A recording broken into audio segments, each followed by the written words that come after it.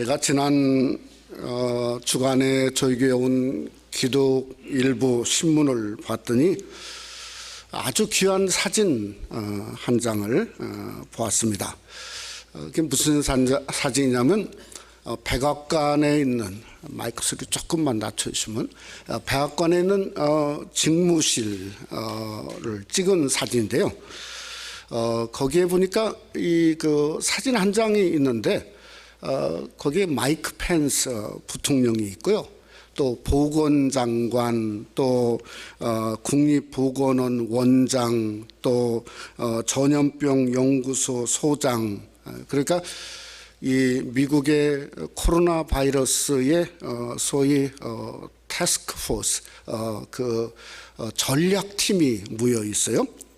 그러니까 미국 행정부의 정말 중요한 지도자들이죠. 이분들이 모여서 무엇하고 있는 사진이냐면 기도하고 있는 사진이에요. 기도하고. 근데 다른 사람이 볼까봐 문 닫고 기도하는 게 아니라 문을 활짝 열어놓고, 제가 하도 너무 귀한 사진이라 숫자를 세봤어요. 도대체 몇 명이 기도하는가 그랬더니 17 people, 17명이 기도를 하고 있더라고요. 저 깜짝 놀랐습니다. 전 세계 공포 속에 누워있지만은, 그러나 코로나 바이러스를 퇴치하기 위해서 정말 행정부의 순위들이 모여서 하나님께 기도하는 나라는 저는 미국밖에 없다, 이렇게 감히 이야기할 수 있겠습니다. 왜 그들이 모여서 기도할까? 궁금하지 않습니까? 왜 모여서 기도하는가? 우리 시편 27편 5절에 보면 새 번역은 이렇게 번역했어요. 재난의 날이 오면 주님의 초막 속에 나를 숨겨주시고 주님의 장막 은밀한 곳에 나를 감추시며 반석 위에 나를 올려서 높여주실 것이니. 바로 이거 아니겠습니까? 그러니까 재난의 날이 오면 주님의 손을 의지하기 위해서죠. 주님의 손은 어떤 손입니까? 예수님의 십자가에 피 묻은 손이죠. 그 피 묻은 손이 나라면 나라를 감싸고, 바이러스면 바이러스가 퍼지지 못하게 감싸고, 그저 재난을 당하거나 어려움이 있거나 벗어날 것은 뭐밖에 없다고요? 예수 그리스도 주님밖에 없다고 하는 거죠. 우리는 사실 우리도 똑같습니다. 저와 여러분이 피할 곳이 뭔가 예수님의 손인 줄 믿으시기를 주님의 이름으로 축원합니다. 우리 하나님의 성전은 주님의 십자가에 손이 있고, 정말 손이 있을 뿐만 아니라 주님의 보혈이 역사하는 곳이 우리 하나님의 성전이지 않습니까? 그래 우리가 찬송가에 부른 가사처럼 평생을 불었죠. 거친 세상에서 실패하거든 뭐라고요? 그 손 못자국 만져라. 곧인일 하다가 힘을 얻으리 그 손 못자국 만져라. 그 손 못자국 만져라. 그 손 못자국 만져라. 주가 널 지키며 인도하시리 그 손 못자국 만져라. 그러니까 오늘 우리의 삶이 정말 성전에 와서 예수님의 손 그 못자국을 만지는 은혜가 여러분 속에 함께 하시기를 원합니다. 오늘 이 본문은 마태복음으로 말하면 마태복음 5장부터 7장까지의 소위 말하는 산상수훈의 팔복의 내용입니다. 우리가 잘 아는 대로 왜 산상수훈 많이 들어보셨죠? 왜 산상수훈이라 말씀을 하는가? 마태복음 5장에 보면 예수님이 무리를 보시고 산에 올라가셨다. 그리고 하시는 말씀이 가라사대 심령이 가난한 자는 복이 있나니 천국이 저희 것임이라. 그러니까 이 주옥 같은 말씀, 산에서 하신 말씀이기 때문에 산상수훈이고, 그 중에서도 팔복의 그 말씀을 하시지 않았습니까? 근데 누가는 사실은 달랐어요. 이 누가의 이 오늘 내용은 이건 평지수훈이다, 이렇게 학자들은 이야기합니다. 왜 산상수훈이 아니고 평지수훈이라 말하냐? 누가복음 6장에 보면 예수님이 산에 먼저 올라가셨어요. 밤이 새도록 기도했어요. 그리고 12 제자를 택하시고 나서 사도로 칭하셨어요. 그리고 17절에 보면 예수께서 그들과 함께 내려오사 어디에 서셨다고 그랬죠? 17절에 평지에 서셨다. 그래서 그러니까 산 중턱에 아마 평지 곳에 있은 그런 곳이 서서 있으니까 이 누가는 평지 수훈이다, 이렇게 사람들은 부르고 있다는 거죠. 오늘 이 누가의 팔복을 보면 상당히 어설픕니다. 왜 어설픈가 하면 온유한 자가 빠졌어요. 온유한 자만 빠졌는가? 여기에 뭐가 또 빠졌죠? 청결한 자는 무엇을 본다고요? 하나님을 볼 것이며, 청결한 자가 빠졌어요. 또 뭐가 빠졌죠? 화평케 하는 자, 소위 피스메이커. 피스메이커가 뭐죠? 하나님의 아들로 일컬음 얻을 것. 아니, 이게 중요한 게 빠져 있지 않습니까? 그런데 마태는 어떤 사람이었죠? 오늘날로 말하면 CPA였어요. 한마디로 말하면 그저 세리마태였습니다. 그러니까 뭔가 세금 계산하고 뭔가 영수증 정말 정리하고 계산하고 하는 것처럼 꼼꼼히 1, 2, 3, 4, 5, 6, 7, 8을 기록하고 있었다는 거죠. 근데 이 마태의 팔복은 뭐만 있냐면 복만 있습니다. 복만. 복이 있나니 복이 있나니 복이 있나니 복만 있어요. 근데 누가는 실제적이에요. 왜 실제적으로 생각했냐면, 여러분, 누가는 의사였지 않습니까? 닥터였어요. 근데 환자를 보면 무조건 나을 거라, 이런 그저 환자를 보는 의사는 한 명도 없어요. 여러분, 환자 중에 사는 환자도 있지만 그러나 죽는 환자들도 있지 않습니까? 그러니 이 세상 삶이 복만 있는 게 아니라 무엇도 있죠? 그저 마치 죽는 그러한 화도 이 세상은 분명히 있다고 하는 겁니다. 더 오늘 본문을 보면서 실제인 건 뭔가, 오늘날 세상 사람들이 마치 누가가 말하고 있는 화를 복으로 여기면서 살고 있다는 거죠. 마치 그 모습이 뭔가, 아니 환자가 아픈데 그저 몰핀 달라고 몰핀 하면, 아니 그게 복입니까 화입니까? 결국은 뭐죠? 그것 때문에 죽고 두고 망하는 거죠. 그러니까 화라고 하는 것이죠. 저는 누가가 어설픈 게 아니고, 저는 누가가 팔복을 재해석을 했다고 생각합니다. 저는 누가복음 6장은 산상수훈의 누가의 재해석이라고 생각합니다. 그저 뭔가 산상수훈이 마치 실제적이고 실체적이고 그러한 재해석의 역사가 누가를 통해서 오늘 본문의 6장에 기록하고 있다고 생각할 수 있다는 거죠. 저는 오늘날 우리의 신앙은 뭔가 마치 누가복음 6장처럼 팔복의 재해석처럼 우리가 한번 우리의 신앙을 한번 재해석할 필요가 있는 거예요. 진짜 내 믿음이 실제적인가? 정말 예수님의 보혈 그렇게 많이 찬송을 불렀는데 그냥 입으로만이 아니라 내 마음속에, 내 삶 속에 주님의 보혈이 실체적으로 흐르고 있는가? 우리가 하나님 앞에 예배하는 이 예배 장소가 주님의 보혈을 의지해서 예배하고 보혈의 중심인가, 아니면 이 예배 장소가 진짜 전염을 하는 전염병의 중심인가? 아니, 이건 중요한 문제입니다. 신앙에 정말 중요한 문제입니다.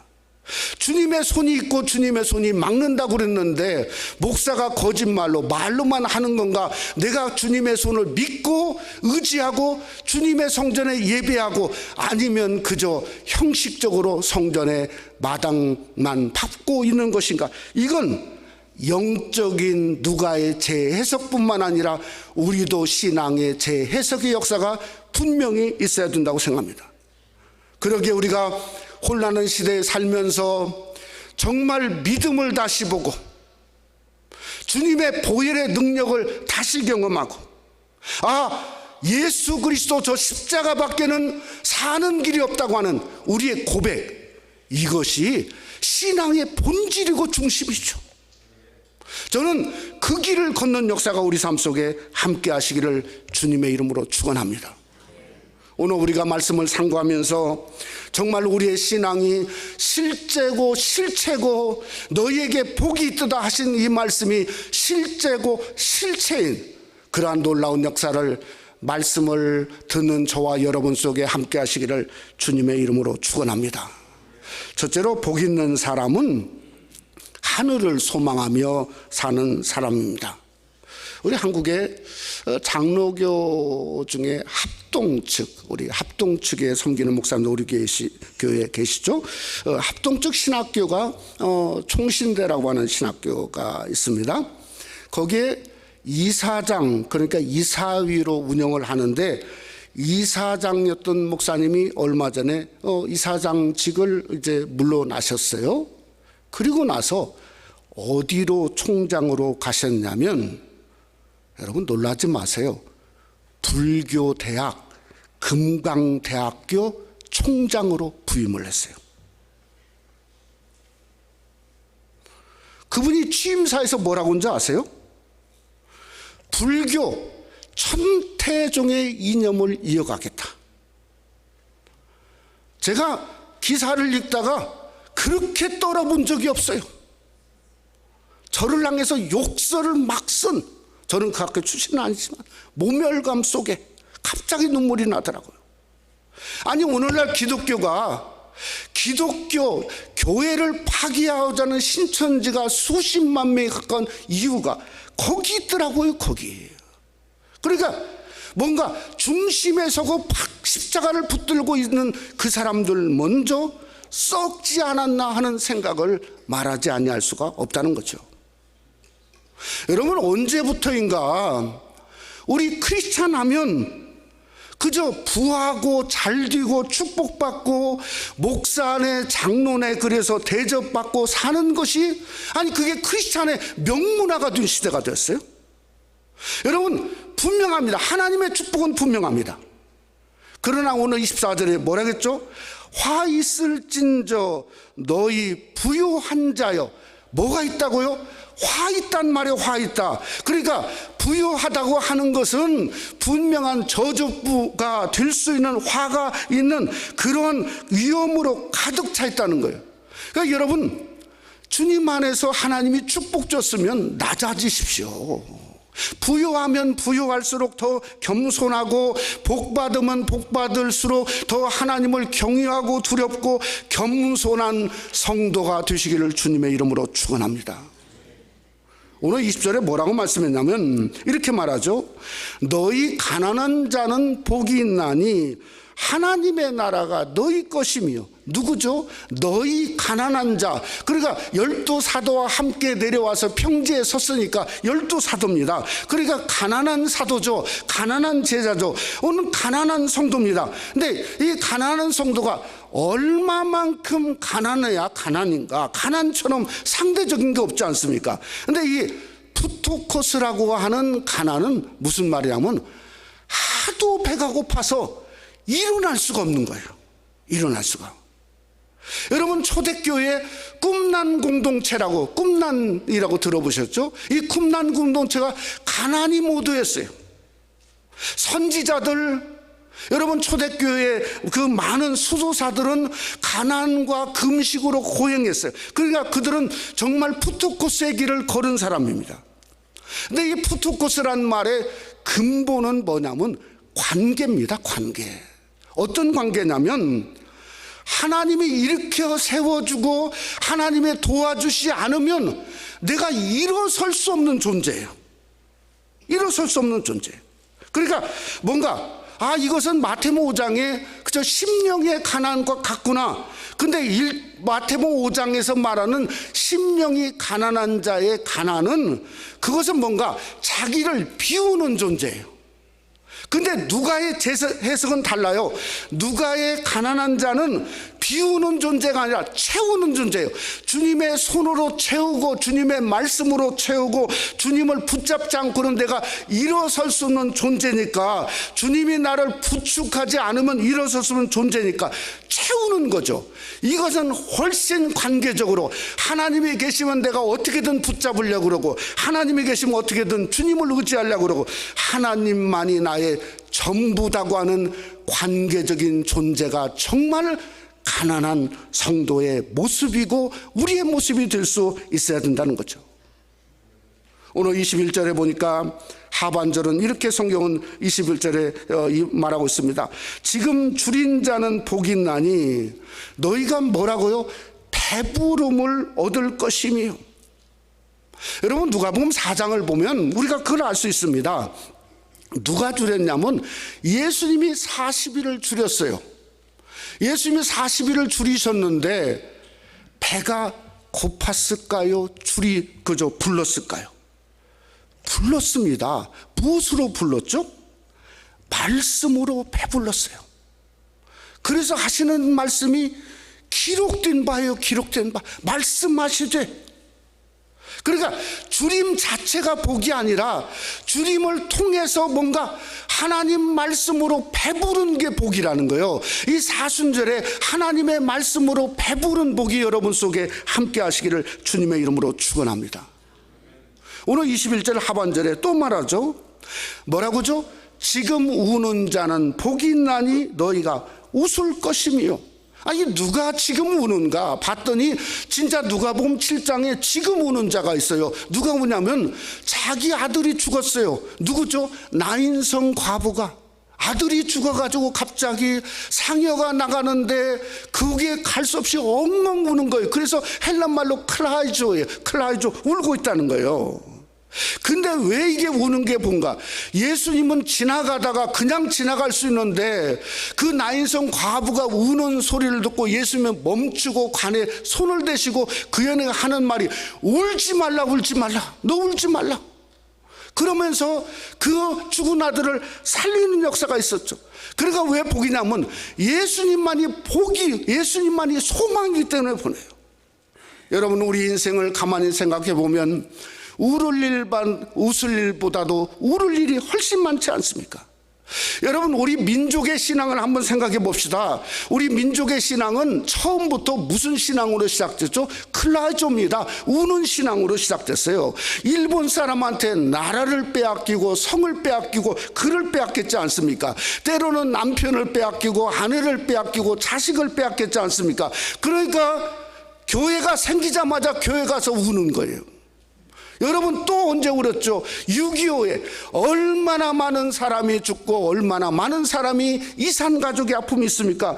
그러니까 이복의 고향 떠나서 남쪽으로 내려와서 하나님의 교회 가서 울기를 시작합니다. 하나님 어떻게 하려고 이 아무것도 없는 나를 이 남한 땅에 이곳에 오지에 불러줬습니까? 그래서 하나님의 교회는 우는 장소였습니다. 하나님이 일으켜 세워주지 않으면 일어날 수 없는 그저 뭔가 애걸한 가난한 자의 모습이었어요. 그러다 보니까 주님을 만났습니다. 주님이 소망이 되었습니다. 그러다 보니까 엄청난 한국교회가 축복을 받았습니다. 그런데 언제부턴가 우리 신앙인들이 우는 것 대신에 웃음을 찾기 시작했단 말이에요. 정말 교회 와서 평안과 안식과 위로를 받으려고 하는 그 대신에 뭘 찾았죠? 뭐가 좀 편한 교회가 없나? 그냥 대충 왔다가 대충 갔으면 좋겠다. 편한 교회를 찾기를 시작한 겁니다.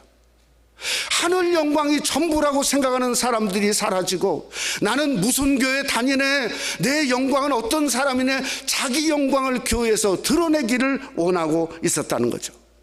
그러기에 지금부터라도 다시 울어야 돼요. 우리 신앙이 잘못됐어요. 한마디로 썩어 있어요. 눈물로 하나님 앞에 회개해야 됩니다. 하나님 정말 잘못했어요. 우리가 잘못된 신앙기를 가졌다고 눈물로 회개해야 돼요. 왜 눈물로 회개해야 되냐? 하나님은 지금도 우는 자를 찾고 계시다는 거죠. 여러분, 성경 어디에 나오냐? 시편 84편은 성전에 관한 내용입니다. 시편 84편 6절에 보니까 저희는 눈물 골짜기로 통행할 때 그곳으로 많은 샘의 곳이 되게 하며 이른 비도 은택을 입히나이다. 하나님 성전에 와서 눈물로 뿌리면서 하나님 앞에 기도하고 부르짖고 하나님을 간구하는 그것이 축복의 길이라는 거예요. 그러니 다시 한번 눈물 흘리시고 눈물로 기도하는 우리가 될 수 있기를 원합니다. 예수님이 저 십자가에서 흘린 눈물이 뭡니까? 우리의 죄를 향해 애통의 눈물. 그저 they don't know what they do, 무엇 하는지 모르나이다. 주님은 첩번하신 눈물이지 않습니까? 또 그건 우리에게 뭔가 그 눈물은 사명의 눈물이고 아버지만을 소망했던 소망의 눈물이지 않습니까? 여러분, 사순절에 그 주님의 그 십자가의 눈물이 우리에게도 정말 참 회개의 눈물, 참 신앙의 영적인 재해석을 통해서 십자가 주님밖에 없다고 하는 그러한 눈물을 흘리는 귀한 은혜가 우리 새생명 한인교회 우리 속에 임하시기를 주님의 이름으로 축원합니다. 두 번째로, 화 있는 사람은 땅으로만 만족하는 사람입니다. 누가복음 6장의 도입부, 그러니까 시작점을 보면 그저 어소리티, 권위가 나와요. 권위. 어떤 권위냐면, 아니 지금 주이시들이 이 뭔가 안식일 가지고 목숨 걸었는데 그들을 향해서 예수님이 5절에 뭐라 했죠? 인자는 안식일의 주인이다. 엄청난 권위죠. 혁명적인 얘기죠. 또 12제자를 성경에 보면 기도하고 부르셨다, 택한 게 아닙니다. 13절에 보니까 뭐라 했냐면 부르셔서 사도라, 아포슬, 사도라 칭하셨어요. 그러니까 12사도는 하나님의 권위의 계승자로서 그들을 칭하셨어요.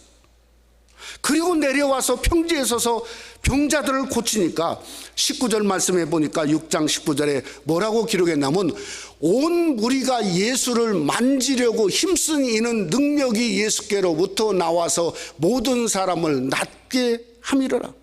우리가 한번 생각해 볼 필요가 있어요. 아니 왜 예수님을 지금 만지려고 난리가요? 왜 난리죠? 예수님을 만지려고?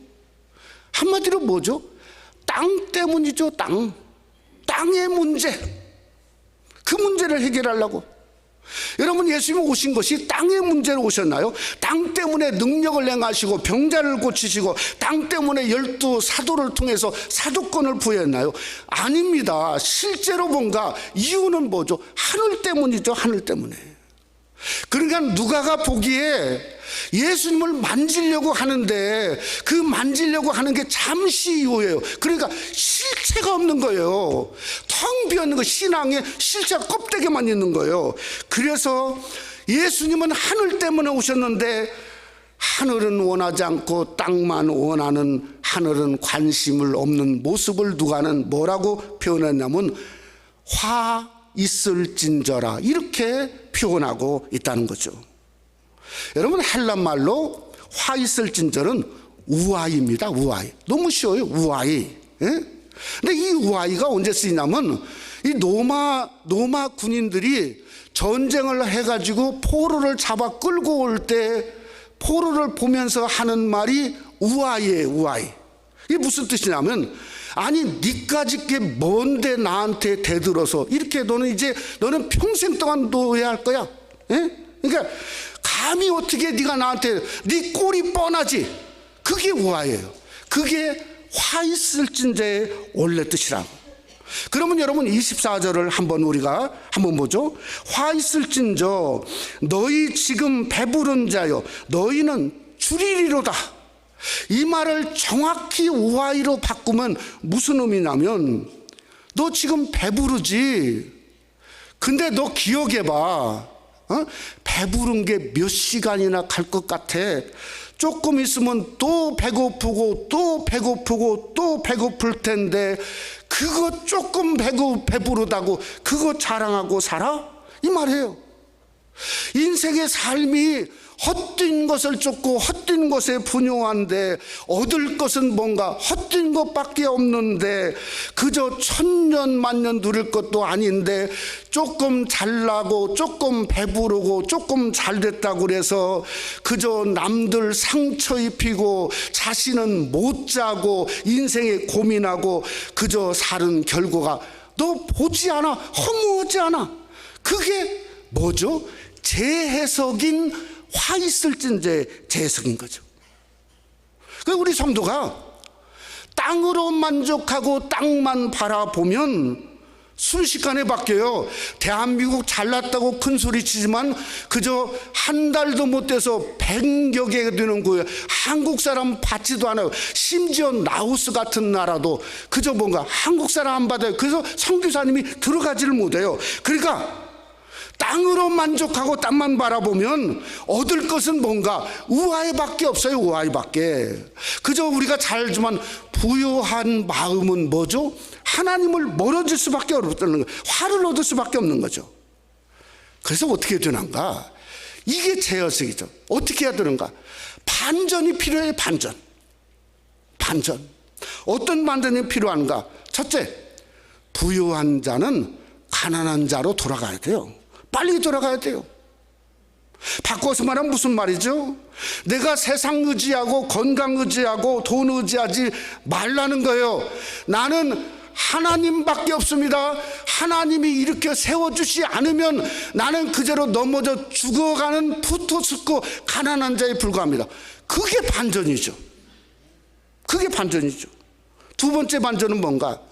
배부른 자는 지금 줄인 자의 반전이 있어야 돼요. 지금 줄인 자는 뭐죠?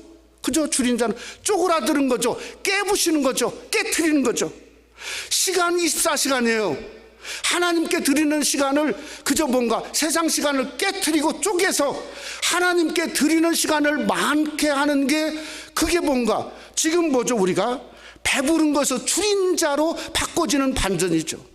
내가 세상 다 호화로운 거, 내가 돈 많은 거 자랑하고 그거 줄여서 하나님의 나라 저 천국에 가보니까 아무것도 없는 게 아니라 천국에 쌓아놓을 수 있는 보화를 위해서 드리는 것도 그게 반전이죠. 내가 내 인생을 가만히 생각해 보면 지금까지 나만 위해 살았는데 남은 인생 내가 주님 언제 부를지 모르는데 예수님을 위해서 쪼개서 주님께 드리겠습니다. 그게 반전이죠. 그게 반전. 세 번째 반전은 뭔가? 웃는 자의 25절 반전은 우는 자입니다. 우는 자. 그저 웃을 것만, 향락만, 그저 어디 가면 무엇이 좋네, 어디로 여행 가면 뭐가 좋네, 그것만 찾지 말고 내가 인생 남은 시간 언제 무슨 일이 일어날지 모르는데 사명 어떻게 하면 주님을 위해서 살 것인가? 우리 성도가 할 수 있는 가장 건 저는 우는 기도라고 생각해요. 통곡 기도죠. 왜 통기도? 지금 오늘날 세상을 보세요. 통곡하지 않고는 견딜 수 없습니다. 아니 기독교 대학 이사장이 불교 대학 총장으로 가는 시대인데 우리가 진짜 울지 않고 살 수 있습니까? 공포로 떨어서 그저 어떤 교회는 그저 산타하는 교회는 3분의 1만 교회를 나온다는데 두려워가지고 생각해 보세요. 정말 우리의 기도가 함께해서 내 울음의 기도가 죽은 자와 산 자 사이의 가운데 섰을 때 민수기 16장에 보죠. 연병이 그쳤다고 그랬습니다. 우는 통곡 기도가 필요한 거죠. 네 번째는 뭔가? 26장의 6절에 칭찬의 반전입니다. 칭찬. 저도 인생을 살 만큼 살아봤습니다. 목기도 할 만큼 해봤습니다. 인생을 살 만큼 살고 담임 목기도 할 만큼 해보니까 그저 제가 솔직히 말하고자 하는 건 뭔가? 칭찬과 성공은 아무것도 아니에요. 진짜 아무것도 아니에요. 오히려 제 자신이 바로 설 수 있었을 때는 뭔가 고난이고 어려움이고 환난이고 십자가를 억지라도 졌을 때 그때 일어날 수 있더라고요. 그때가 저를 그래도 이만큼이라도 되게 한 순간이더라고요. 생각해 보세요. 그러니까 우리가 생각해 보면 26절에 그저 뭐라고 말씀하냐? 끝에 모든 사람이 너희에게 칭찬하면 뭐라고 말하죠? 화가 있으리로다. 예? 한마디로 사람 위주로 살지 마세요. 사람 중심으로 섬기지 마세요. 예배가 하나님 중심이지 사람 중심입니까? 여러분, 사람 중심이면 화로 돌아올 수밖에 없어요. 목사들도 마찬가지예요. 사람 중심의 목회하는 목사들 보면 엉뚱한 짓 하더라고요. 엉뚱한 결과를 초래하더라고요. 복은 무엇인가? 하나님 중심, 하나님 전부, 하나님 중심일 때 29절에 하늘에서 너희 상이 29절에 말한 것처럼 큼이라 말씀하고 있는 것처럼 여기에 너희 상이 큼이란 것처럼 하늘 상급 하나님의 중심이 우리의 중심이 되어다 준다는 거죠. 그래서 골로새 3장 1절로 2절에 보면 이렇게 말하고 있습니다. 그러므로 너희가 그리스도와 함께 다시 살리심을 받았으면 위의 것을 찾으라. 거기는 그리스도께서 하나님 우편에 앉아 계시느니라. 위의 것을 생각하지 말고 땅의 것을 위의 것을 생각하고. 큰일 날 뻔하는데요. 위의 것을 생각하고 땅의 것을 생각하지 말라. 뭐라고요? 큰일 나면 안 되는 거죠. 위의 것을 생각하라는 거예요. 땅의 것을 생각하지 말라. 명령이죠, 명령. 하나님 중심, 이 시대일수록 하나님 중심으로 사는 은혜가 함께 하시기를 원합니다. 말씀을 맺고자 합니다. 오늘 주제가 극대조입니다. 복화. 극대조입니다. 저는 극명한 대조를 요즘에 좀 보는 가운데 있는데요. 한국과 중국의 우한 바이러스를 대처하는 법이 극대조를 이루고 있어요. 제가 중국은 안 가봤지만은 유튜브나 이 상황들을 보면 중국은 우한 바이러스에 걸려 있는 수많은 사람들을 좀비 아시죠? 좀비 사냥하는 것 같아요. 프랭카드가 보였는데 한자로 썼는데 이런 말이더라고요. 뭐냐면 돌아다니면 다리를 부러뜨리고 대들면 이빨을 그저 부러뜨린다 이 말이에요. 그게 딱 써서 야 세상에 아니 지나가다가 열을 가지고 측정하는데 이게 둘이 같이 이렇게 지나가다 한쪽이 있으면 뛰어나. 그래가지고 그 무슨 박스 속에 막 근데 거기에 막 여자가 들어와 엉엉 소리치며 울어. 아니 이게 몽둥이로 때리고. 근데 우리 한국을 보니까 아니 너무 달라요. 물론 패닉은 있어요. 환자가 넘쳐나니까 다른 지역에 있는 병원에서 환자를 우리 병원으로 보내달라 이거예요. 우리 병원으로 달라. 전라남도 광주에서 경북 대구에 도시락을 13가지 반찬을 내서 그저 매일 300개 한 달 동안 9,000개의 도시락을 보내고 있어 계속. 정말 깜짝 놀란 사건이죠. 대구에서 어느 식당에서 장사가 안 되니까 문은 닫는 게 아니라 음식을 잘 만들어서 어디로 가져가나? 병원으로 가져가. 병원에 의사들 간호원들 수고한다고 병원에 가서 먹여요. 사람들이 마스크를 쓰고 열심히 일하고 어떤 사람은 마스크를 쓰고 열심히 운동하고 어떤 대구의 한 시민은 이런 말을 했어요. 우리는 바이러스와 함께 살고 있다. 무슨 말이죠? 얼마든지 이길 수 있다. 우리는 바이러스와 함께 살고 있다는 거예요. 진짜 차원이 다르죠. 저는 한국을 보면 정계보다 국민이 우수한 나라가 한국 같아요. 무슨 차이일까? 그리스도와 공산주의 차이죠. 복과 화의 차이죠. 누가라고 하는 사람이 이걸 보지 않았습니까? 그러니까 누가의 산상수훈의 재해석은 뭔가? 복과 화는 하나다는 거예요. 하나. 어디서 하나가 나눠지는가? 빌립보서 5장의 말씀이죠. 너희 안에 이 마음을 품으라. 곧 그리스도의 예수의 마음으로. 똑같은 사건이고 똑같이 14시간 똑같은 상황인데 예수의 마음을 품으면 복이고 예수의 마음을 품지 않으면 화로 변한다. 누가가 이걸 말하는 거죠. 아무리 가난한 사람도 예수님을 품으면 복이고 아무리 부유한다 할지라도 예수가 없으면 화고 아무리 줄이고 아무리 운다 할지라도 주님 품고 주님 안에서 울면 복이고 그렇지 않으면 진짜 화고 고난도 우리 주님 안에서 고난은 상급이고 하늘의 놀라운 축복이라는 거죠.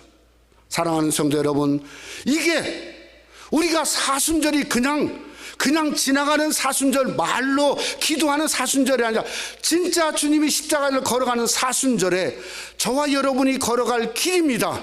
한 길입니다. 예수님을 품고 걸어가는 길이죠. 예수님과 함께 걸어가는 길이죠. 그렇게 품고 걸어갈 때 정말 우리 주님 안에서 우리가 가난한 자가 되고 줄인 자가 되고 주님을 통해서 행복을 얻고 기쁨을 얻고 우는 그 울음이 웃음으로 바꿔지는 그 길을 주님을 품고 걸어가는 진정한 복으로 우리 가운데 역사하는 아름다운 사순절이 새생명 한인교회 우리의 사순절이 되시기를 주님의 이름으로 축원합니다. 우리 한번 기도하겠습니다.